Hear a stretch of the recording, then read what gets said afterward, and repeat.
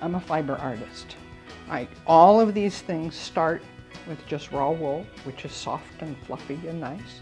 And it's the same wool. I use merino. It's the same wool that people make clothing out of. Really good sweaters can be made out of merino.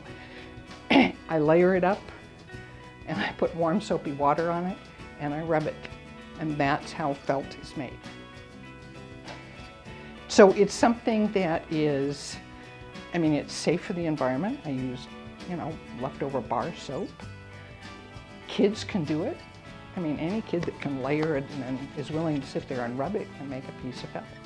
I have to start with 2 layers with bubble wrap in between, and I get it started so it's starting to hold together, and then I cut a hole in it and start rubbing it inside. So rather than pulling it up, you're rubbing it up. But yeah, to make a vessel is sort of like making pottery.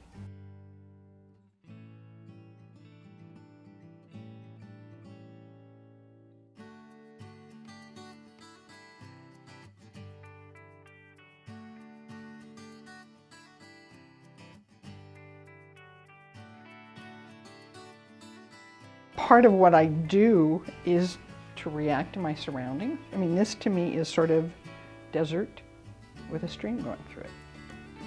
And so, this is called foliage because to me that's sort of how foliage looks and feels. And so, I want people to look at this as partly as reaction to the world around me, around them, but also just beautiful forms and shapes and textures and colors. And that's what I love about this, is that it's textural. So to me it's very, very hands-on, but I let people touch it. In the gallery they generally don't get to, but I think they should, because that's part of what it is. It's very tactile. This is a seashell with attitude, because it's got all sorts of weird stuff going on. And these are actually wrapped, the things that go around a large spiral notebook. And I wrapped them. Felting is really catching on around the world.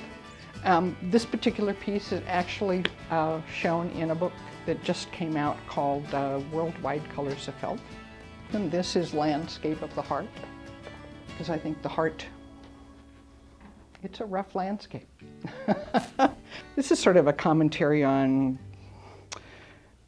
our active earth, earth and water, and how it folds and changes over time. This is an alien pumpkin. So some of them I know what I want to begin with, and some just happen. This was more a response to this material, which is also wool, but it happened in my washing machine. I had put it in because I was dyeing some things yellow, and so I put some wool in one of those lingerie bags, and it came out in this great form, and I just waited until it spoke to me.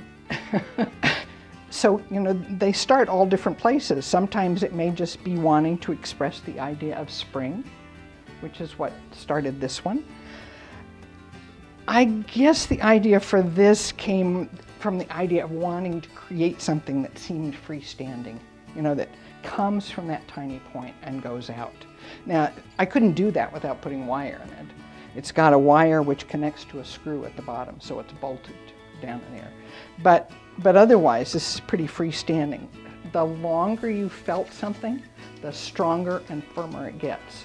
So it gets pretty strong. This is very tough material, very hard to tear. And then I just incised in it to create a design that brought the inside colors out. But I sort of taught myself. I've always wanted to do three-dimensional things, so I get books and try it out and figure out ways. And my name is Betty Hayzlett. If you want to see more of my art, obviously I keep it here at Art Source Gallery all the time. I also am part of Bosco Boise Open Studios, which is the second weekend in October. And you can see, I think, 50+ artists now at Bosco in their studios. So come see me.